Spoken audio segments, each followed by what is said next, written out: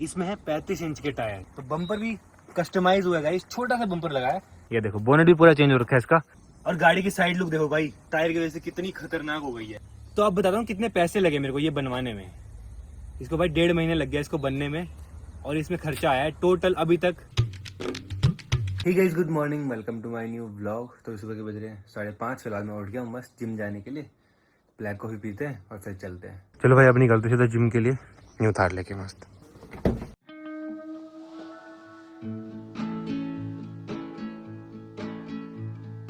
I just wanna go out on a walk with you. Baby, you know I just like to talk with you. तो आज का workout खत्म।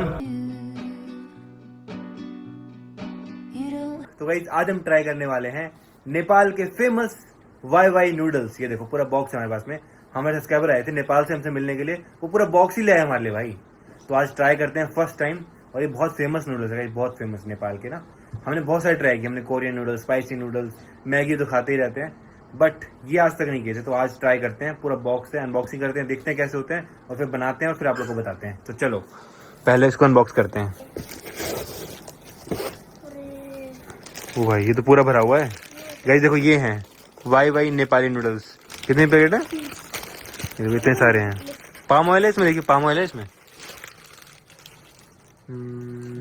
है palm oil है guys. आजकल ना हम पाम ऑयल वाली अनहेल्दी और इस तरह की चीजें ना अवॉइड ही कर रहे हैं, नहीं खा रहे, क्योंकि जिम जा रहे हैं ना तो हेल्दी ही खा रहे हैं। बट फिर भी हम ट्राई करेंगे इसको।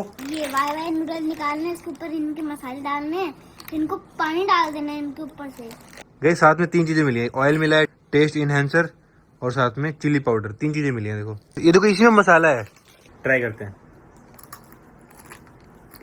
ये तो नमकीन की तरह है। चलो बनाते हैं फिर। कितने बनाए? 3 बनाए, 4 बनाए? गाइस 4 जगह नेपाली टोपी डाल ली है, ये भी सब्सक्राइबर ने दी थी। पानी गर्म हो गया है, इसमें डाल देते हैं अब। तो वाई नूडल्स रेडी है, ट्राई करते हैं। चलो चलो, सबसे पहले कुनाली ट्राई कर रहा है। कैसे? कच्चे ज्यादा बेटर हो रहे इससे। हाँ, क्या कच्चे हो रहे हैं? कच्चे ज्यादा अच्छे हो रहे हैं। कच्चे ज्यादा अच्छे हो रहे थे।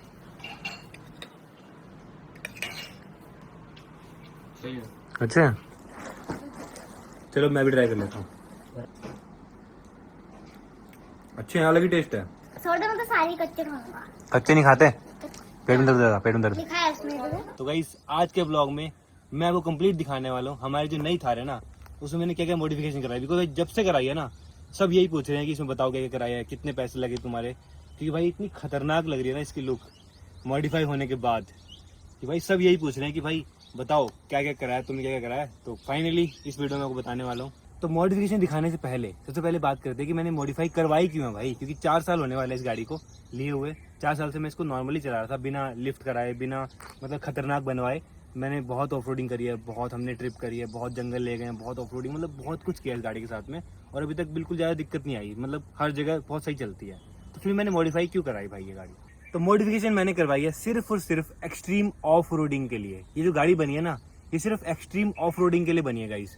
ऐसा नहीं कि मैंने इसमें छपरी वाली लाइट्स लगवा दी हैं, आपको दिख रहा होगा ना। मैंने इसमें कोई मतलब एलोए बड़े लगा दिए 20 इंची 22 इंची।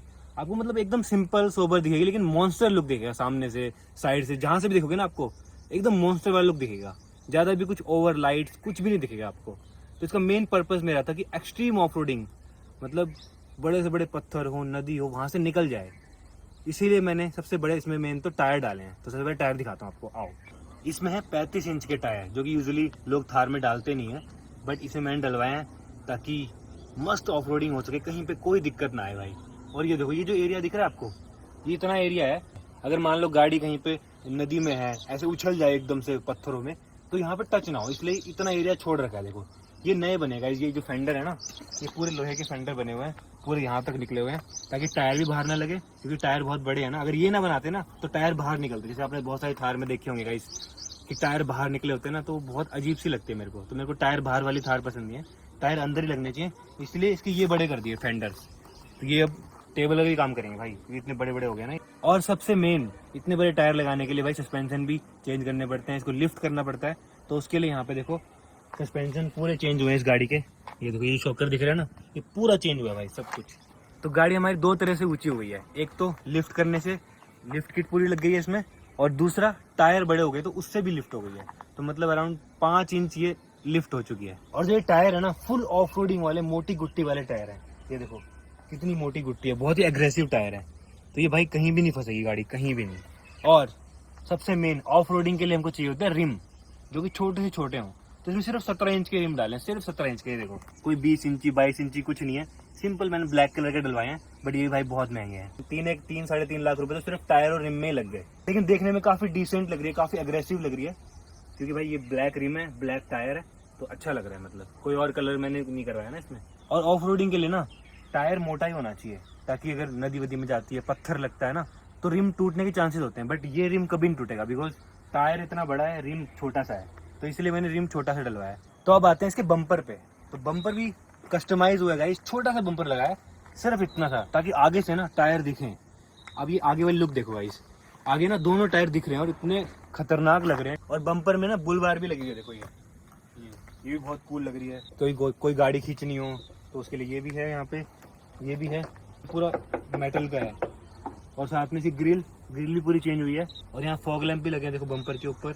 तो इसकी जो फ्रंट लुक है ना, वो इतनी खतरनाक इसलिए लग रही है बिकॉज इसके टायर बहुत ही बड़े हैं और वो दिख रहे हैं, और साथ में बम्पर बहुत छोटा है, और ग्रिल तो खतरनाक है ही, और साथ में देखो फेंडर बाहर निकले हुए हैं। और सबसे मेन तो भाई बोनेट, ये देखो बोनेट भी पूरा चेंज हो रखा है इसका।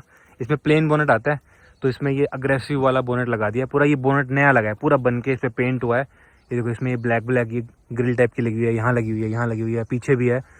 तो ये अलग ही लुक दे रहा है, पूरी अग्रेसिव। और इतनी ऊंची हो गई है ना गाड़ी सामने से, तो यहाँ पूरी नीचे से देखो पूरी शील्ड लगी है, कहीं पत्थर वत्थर लगते हैं ऑफ रोडिंग करने में, तो नीचे बॉडी को कुछ भी नहीं होगा। और पीछे भी जो बम्पर है ना गाइस, ये भी पूरा लोहे का लग चुका है नया। ये देखो पीछे आधी गाड़ी में टायर ही टायर दिखता है बस। हाँ, लेकिन अब खोलने के लिए ना 2 चीजें खोलनी पड़ती है, एक टायर अलग से खोलना पड़ता है और ये अलग से खोलना पड़ता है। ऐसे नहीं खुलेगा, देखो ये तो हमको पहले टायर खोलना पड़ता है, क्योंकि ये बहुत भारी टायर है ना, तो इसको चेसी से कनेक्ट कर रखा है नीचे से। ये देखो ये सिस्टम बना रखा है ना टायर के लिए अलग से, तो ये देखो ये अलग से खुलता है पहले, जो कि यहाँ पूरा सिस्टम बना रखा है देखो ये, तो ये अलग से खुलता है। उसके बाद हम डिग्गी खोल सकते हैं इस तरह से। और गाड़ी की साइड लुक देखो भाई, टायर की वजह से कितनी खतरनाक हो गई है। साइड में मैंने कुछ कराया नहीं है, सिर्फ टायर चेंज कराया है और ये फेंडर लगवाए हैं, उसी से भाई लुक देखो साइड की भाई बहुत ही खतरनाक हो गई, सिर्फ टायर की वजह से। टायर इतने बड़े बड़े दिखते हैं ना। और जो ये है, ये तो मैंने पहले जब टेंट लगवाया था ना तभी लगवाया था, बट इससे भी बहुत प्यारी लुक आती है गाड़ी की। देखो इससे ना एक और चीज दिखाता हूँ, इधर ये बहुत मेन चीज है भाई, जिसके पास भी थार है ना उसको पता होगा कि भाई यहाँ पे ना ये लगवाया मैंने, देखो। तो इसमें क्या होता था ना, तो इसमें हमको ना चाबी देनी पड़ती थी। अब इसी में सीधा पेट्रोल भरो और इसको बंद कर सकते हैं हम। तो अब बताता हूँ कितने पैसे लगे मेरे को ये बनवाने में। इसको भाई 1.5 महीने लग गया इसको बनने में, और इसमें खर्चा आया है टोटल अभी तक 10 लाख रुपए। भाई 10 लाख रुपए लगा चुका हूँ मैं अपनी थार पे। ये जो मॉडिफिकेशन कराई है ना, ये अराउंड 8-8.5 लाख रुपए की है, और जो इससे पहले कराई थी मैंने वो 2-2.5 लाख रुपए की पहले कराई थी। तो ऑलमोस्ट 10 लाख रुपए के ऊपर ही लगा चुका हूँ मैं इस गाड़ी पे। बट भाई जो लुक आ रही है ना इसकी, वो बहुत ही नेक्स्ट लेवल आ रही है। बट हाँ, अब इसको पहले की तरह मैं नहीं चला सकता, पहले की तरह भगा नहीं सकता इसको मैं। तो इसको मैं 70, 80 या 90 तक ही भगा सकता हूँ, इससे ऊपर नहीं भगा सकता। अगर भगाई तो भाई पलट सकती है, कहीं भी हल्का से मोड़ूंगा, गड्ढा आता है ना, क्योंकि भाई इतने बड़े टायर हैं भाई। बहुत भारी हो गया बताया अब बोनेट वाला। भूल गया। अबे ये क्या है, ये क्या लगा रखा है? शीट हो गया ना प्रोटेक्शन के लिए। गाइस ये गाड़ी का ओरिजिनल बोनेट नहीं है ना, इसलिए ये लगाया हुआ देखो, ताकि इंजन में कुछ हो ना। ये मटेरियल नहीं लगे, पता है फाइबर है। Have to tell me anything that's new. I just और अंदर से लगवाई है मैंने इसमें एम्बिएंट लाइट नई वाली, तो ये देखो ब्लू ब्लू जल रही है ना, और साथ में एसी वेंट जी वैगन वाले, ये देखो। बाकी तो अंदर से पहले की तरह है पूरी सेम, देखो। फिलहाल मैं करता हूँ एडिटिंग। आई होप आपको आज का ब्लॉग पसंद आया होगा, पसंद आया तो लाइक कर देना, चैनल को सब्सक्राइब कर देना। मिलते हैं नेक्स्ट ब्लॉग में। Thank you so much for watching. wanna go out on a walk with you.